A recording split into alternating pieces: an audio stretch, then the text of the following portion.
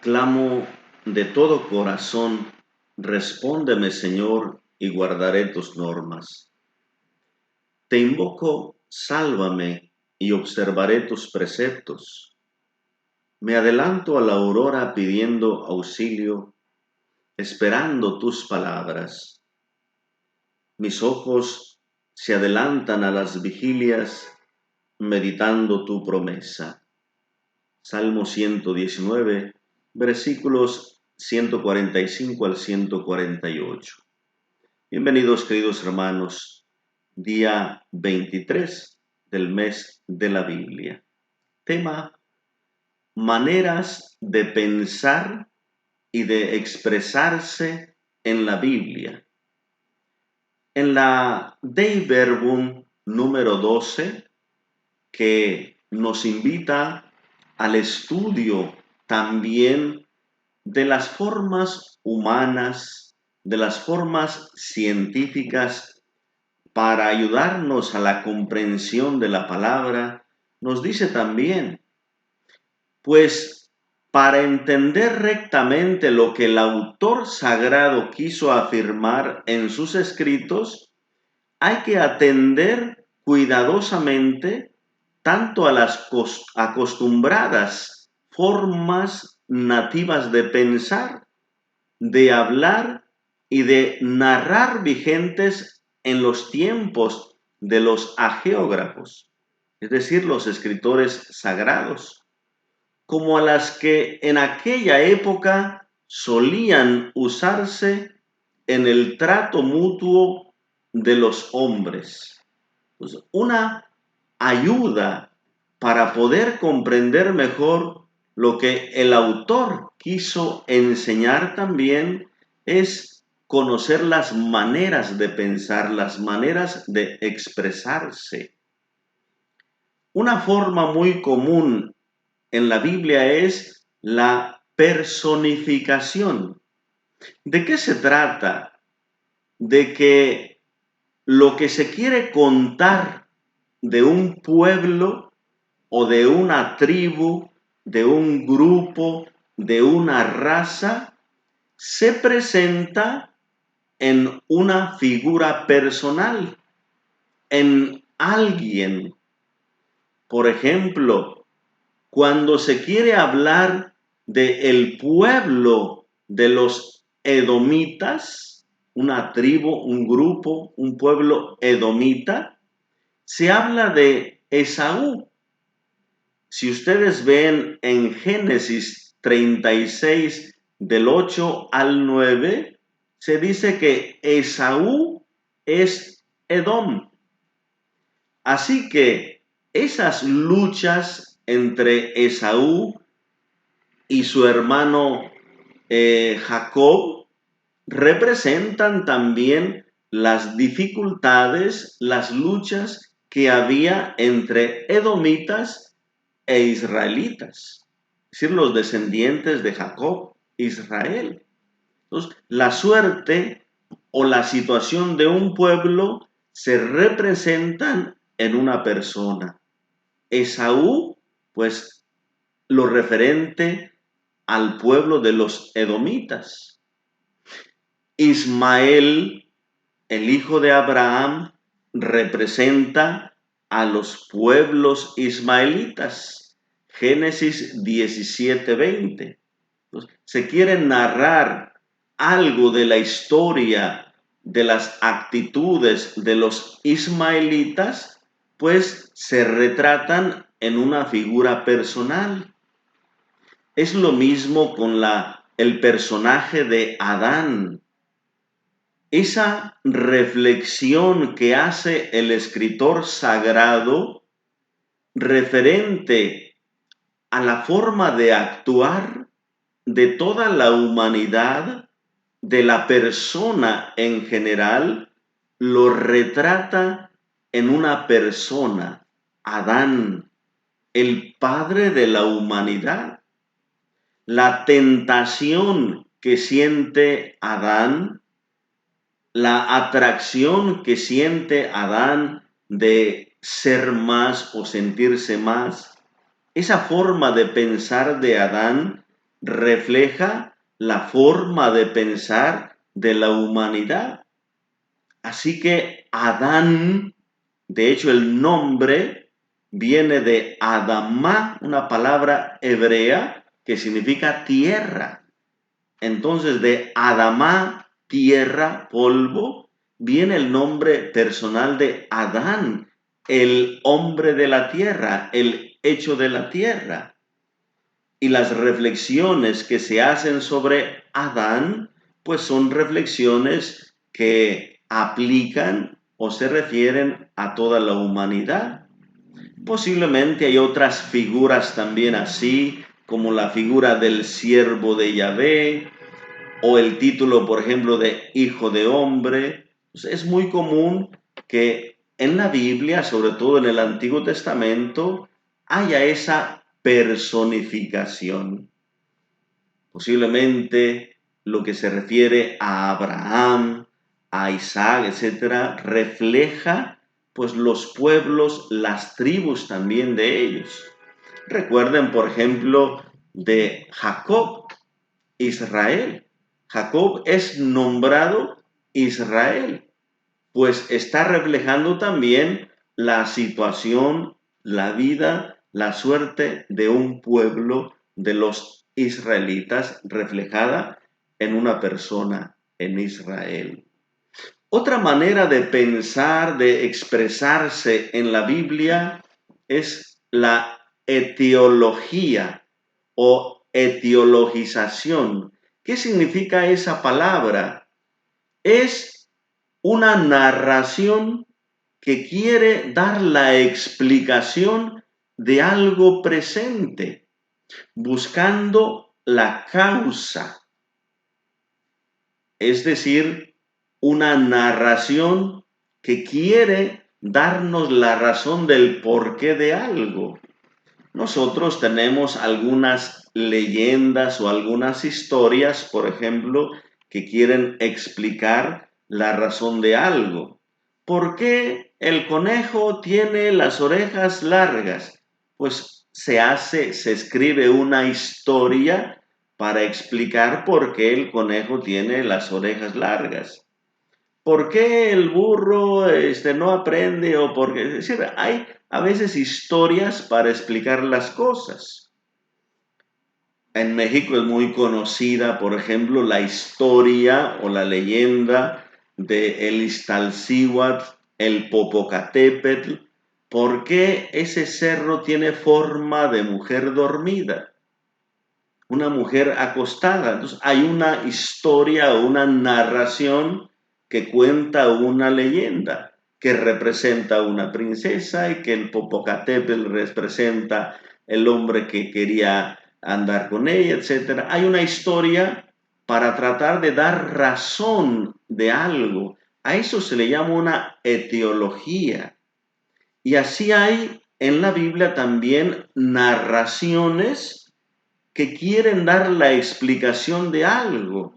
Por ejemplo, en Génesis 19:26 se habla de la mujer de Lot que volteó para atrás y se quedó convertida en una estatua de sal.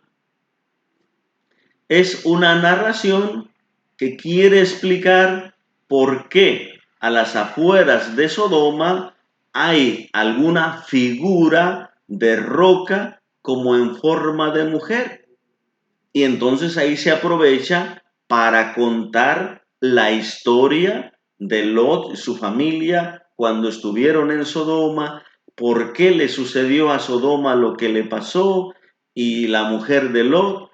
Se da una narración para explicar alguna figura, alguna cuestión, y se aprovecha al mismo tiempo para dar una enseñanza.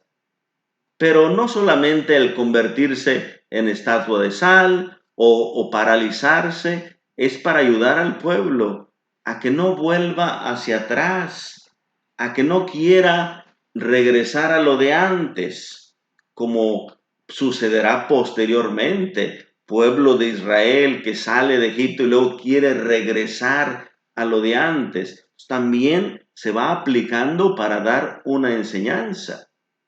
Hay también etiologías en el sentido étnico. ¿De dónde surgen los pueblos? ¿De dónde vienen los pueblos? Los mismos hijos de Abraham. ¿De dónde vienen los ismaelitas o los musulmanes? ¿De dónde vienen los israelitas, los judíos, los hebreos? Pues originalmente eran pueblos hermanos y por lo tanto de Ismael y de Isaac, que eran hermanos. Son historias para de alguna manera también explicar el origen de los pueblos. Las hijas de Lot en Génesis 19, 30 al 38, que dan origen a los pueblos moabitas y a los amonitas. En Génesis 25 del 19 al 24, la historia de Esaú y Jacob. Es decir, también pueblos hermanos y que después se van separando. Dan origen ellos a estos pueblos, como hemos visto, edomitas y luego israelitas. Entonces, son también etiologías que dan razón del origen de los pueblos. Hay también etiologías cultuales. Por ejemplo, en Génesis 28, del 10 al 22, ¿por qué hay un lugar de culto que se llama Betel? Pues ahí se cuenta la historia de cómo Jacob iba saliendo de su tierra y ahí, en aquel sueño de la escalera, contempla al Señor. Betel, casa de Dios. Entonces, dando significado a esto, hay un lugar que se le llama Betel. Penuel, Génesis 32, del 23 al 33, para recordar esa escena de la lucha de Jacob con el ángel del Señor. Penuel significa rostro de Dios, que quiere decir que ha contemplado el rostro de Dios y él sigue vivo. Jacob siguió viviendo, se le cambió el nombre por Israel. Entonces, son también narraciones que van dando la explicación de por qué ese lugar se llama Penuel, por qué ese lugar se llama Betel, y así. Hay también etiologías de costumbres, ahí mismo en ese relato, por qué los israelitas no comen el nervio ciático, por haber sido ahí tocado Jacob, herido Jacob por aquel ángel desconocido. Hay etiologías semánticas, es decir, del significado de las palabras, como el nombre que hemos mencionado, Adán. ¿Por qué Adán? Porque significa el formado de la tierra. Viene de Adamá. A la mujer, en el hebreo, ¿cómo se le dice a la mujer? Isha. ¿Por qué? Porque el varón es Ish.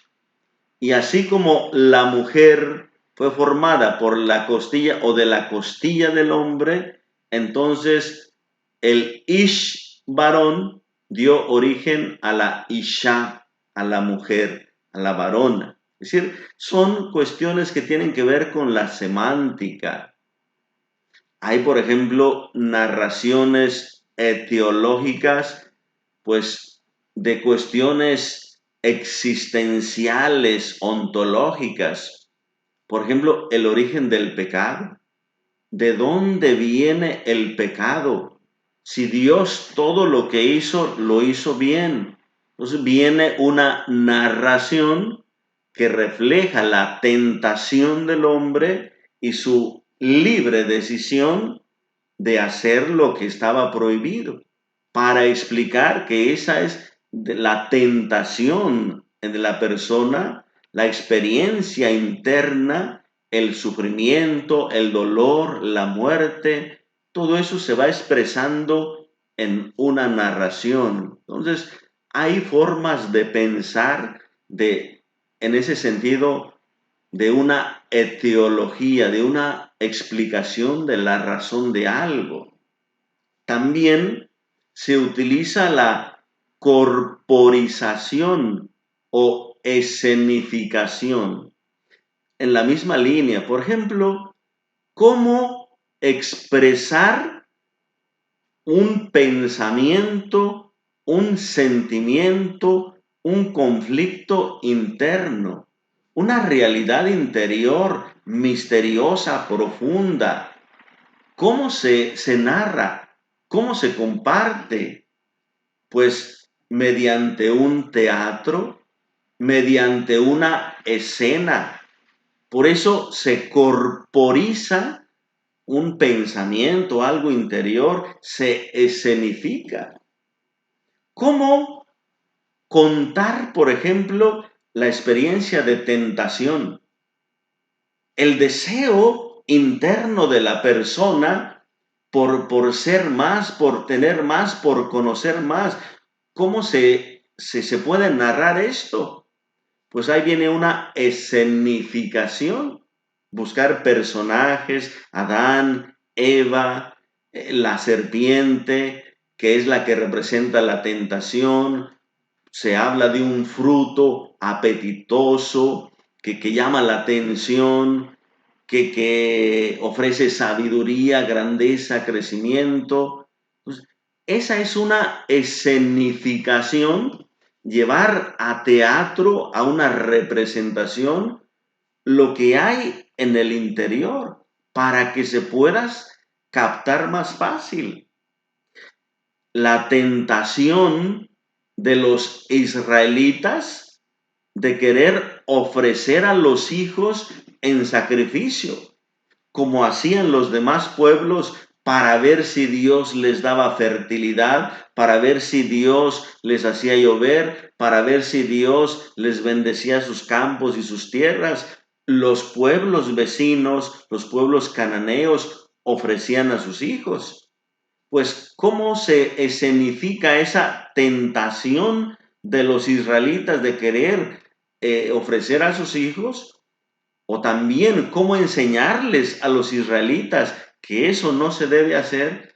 Pues ahí está la escena de Abraham con su hijo Isaac, que al momento de ofrecerlo, o sea, no es que los israelitas no tengan fe en Dios, ni que no sean capaces de ofrecerle lo más importante, sino se quiere enseñar que Dios no quiere esos sacrificios humanos, con el relato del sacrificio de Isaac, pero que ya al momento le dice Dios, detente, sé que tú tienes fe.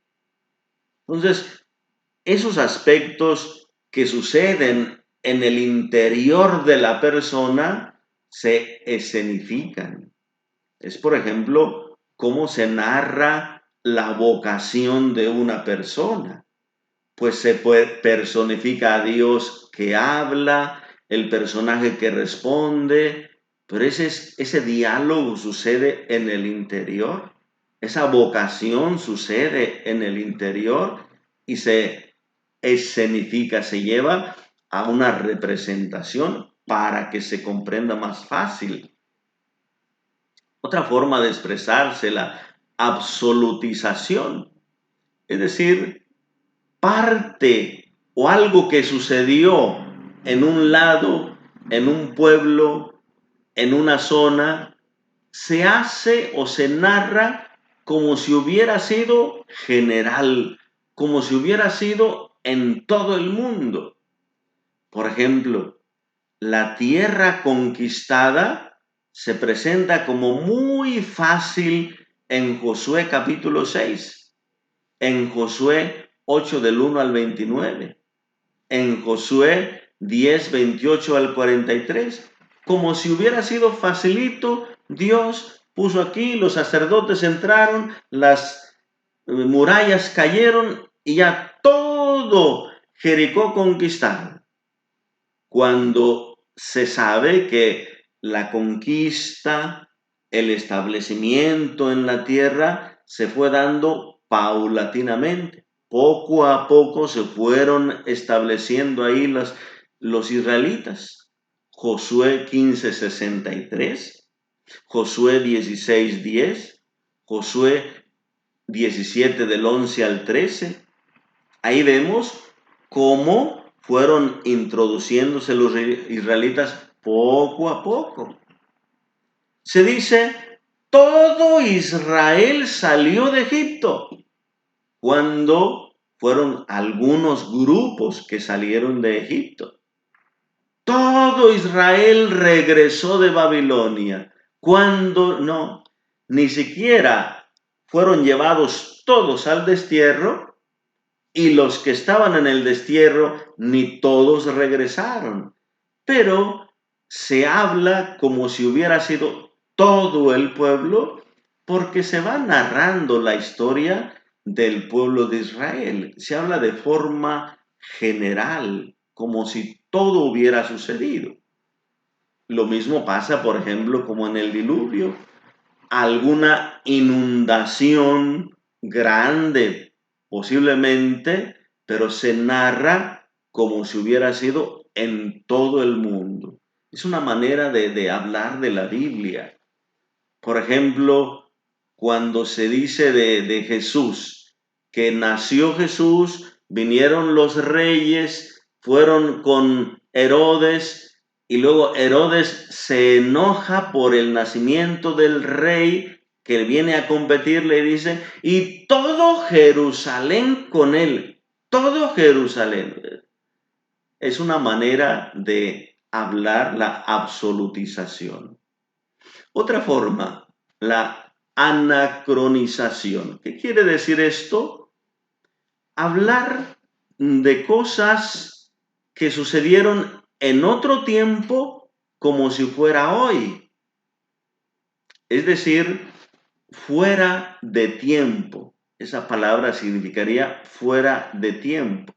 Por ejemplo, hechos que sucedieron en el pasado se narran como si hubieran sucedido actualmente. O hechos actuales se cuentan como si hubieran sido en el pasado.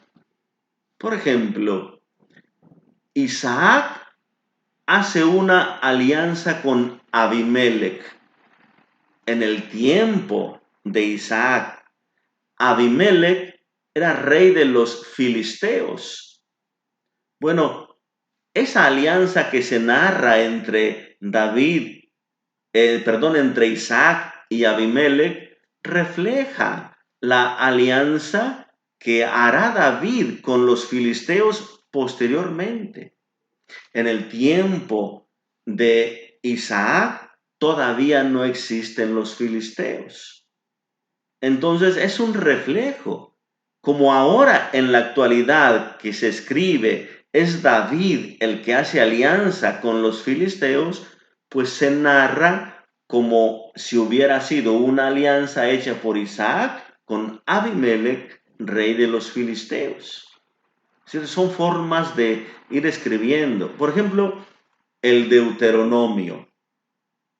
El Deuteronomio se escribe ya por el tiempo del destierro, ya con las dificultades que ha tenido el pueblo, que ha abandonado la alianza, que ha abandonado la ley, que ha caído en idolatría, que se ha dejado llevar por las potencias humanas. Pero ¿cómo hacer para decirle al pueblo ahora que todo esto que le sucedió fue por desobedecer la ley? ¿Y cómo ayudar al pueblo de ahora para que vuelva otra vez a la ley? Pues la ley dada por Moisés en el Sinaí 400, 500 años antes, ahora se retoma, y como para darle credibilidad y fuerza, se pone de nuevo el discurso actual en boca de Moisés, como si Moisés lo hubiera pronunciado antes de que el pueblo entrara a la tierra prometida. Y ya la narración del Deuteronomio viene en forma profética. Por ejemplo, dice el Deuteronomio, si tú vas a ir a la tierra que Dios te mostrará, si en algún momento tú vas a buscarte un rey, tienes que fijarte que ese rey no tenga muchas mujeres, que no se case con mujeres extranjeras, que no se haga muy rico, que no vaya a Egipto a buscar caballerizas, a buscar poder.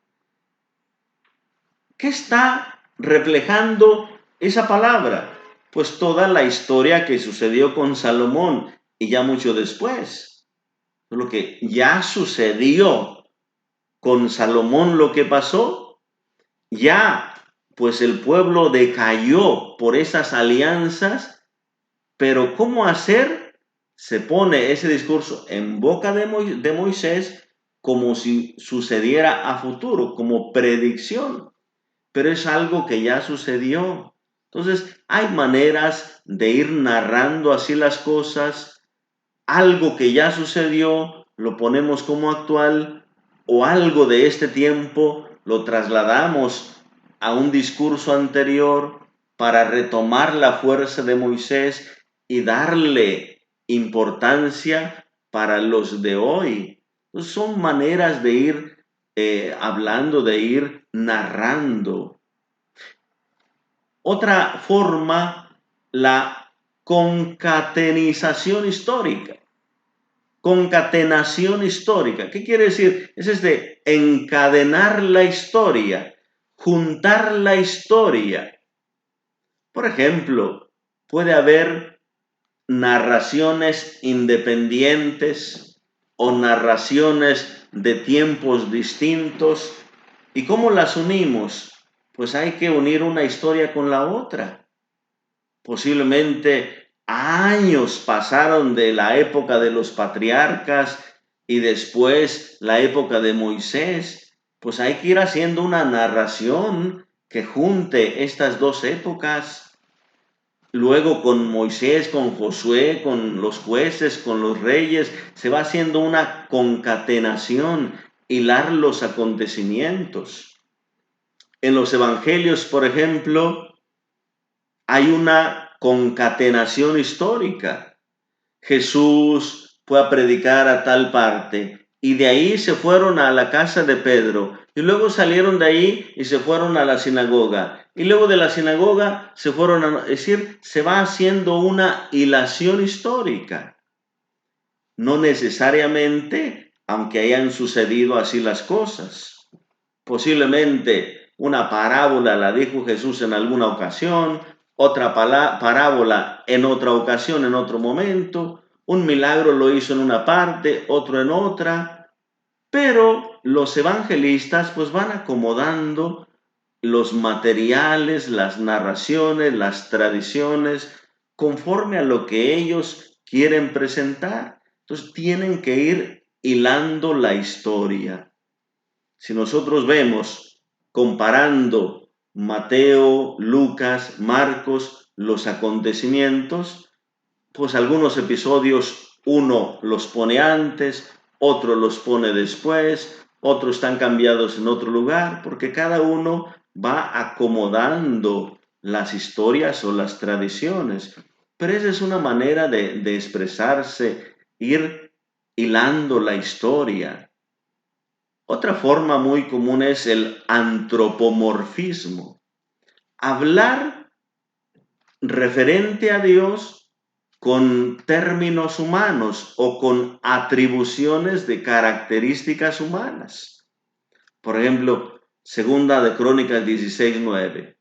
Porque los ojos de Yahvé recorren toda la tierra para fortalecer a los que tienen un corazón entero para con él. Los ojos de Yahvé recorren toda la tierra. Pues se habla de los ojos de Yahvé, características humanas, para hablar del conocimiento de Yahvé. Salmo 8:3. Al ver el cielo, obra de tus dedos. Vean, se le habla de dedos de Dios, porque nosotros hacemos las cosas con los dedos, pues se habla lo que ha hecho Dios, entonces se habla de dedos de Dios. Salmo 27 del 8 al 9, tu rostro buscaré, Señor, no me escondas tu rostro. Es decir, se le habla de Dios de un rostro, pues características humanas, queriendo expresar, quiero estar en tu presencia. Salmo 31:3. Tiende a mí tu oído, date prisa, sé mi roca. ¿Vea? Tiende a mí tu oído. Entonces, se habla de Dios con características humanas. Bueno, varias maneras de expresarse que nos van ayudando a nosotros para tratar de descubrir. Ciertamente los geógrafos utilizan esas maneras comunes de hablar, pero tratan de enseñarnos lo importante de la relación con Dios y lo que Dios le va manifestando al pueblo y cómo Dios va conduciendo al pueblo. Y hay que ir buscando siempre la enseñanza religiosa, la reflexión de fe que se está haciendo a través de esas narraciones o tradiciones. Que el Señor les bendiga en nombre del Padre y del Hijo y del Espíritu Santo. Amén.